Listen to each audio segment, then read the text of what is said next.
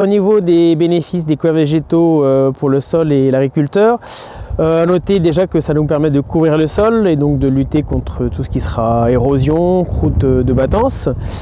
Si le sol est bien couvert, on peut aussi du coup ne pas le travailler, ce qui va nous permettre une économie de temps de travail et une économie de coûts de production. Un couvert qui va faire son boulot de mi-août jusqu'à la fin de l'hiver nous permettra de ne pas déchaumer en laissant vivre gentiment le couvert. Ça va jouer contre l'érosion, ça va jouer contre les coûts de production, ça c'est un point important. Ça va jouer également contre les mauvaises herbes. Tout ce que le couvert va pomper en termes d'eau, en termes d'azote, toute la concurrence qu'il va exercer sur la lumière, c'est tout ce qui n'ira pas aux mauvaises herbes. Et donc au final on va récupérer des parcelles qui seront moins sales que si on n'avait pas mis le couvert. Et ensuite, lorsqu'on vient stopper son couvert végétal, on va récupérer quand même différents éléments nutritifs. Et le plus intéressant et le plus important, c'est l'azote.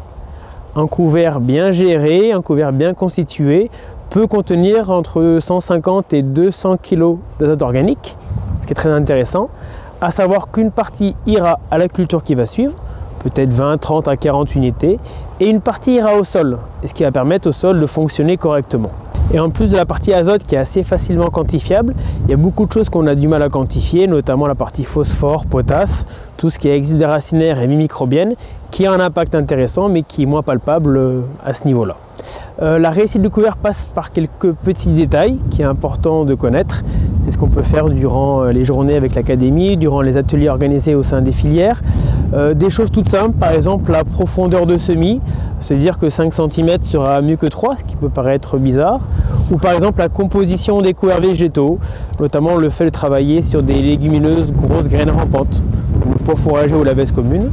Ceci, c'est différents petits détails qui, bout à bout, permettent de réussir un beau couvert.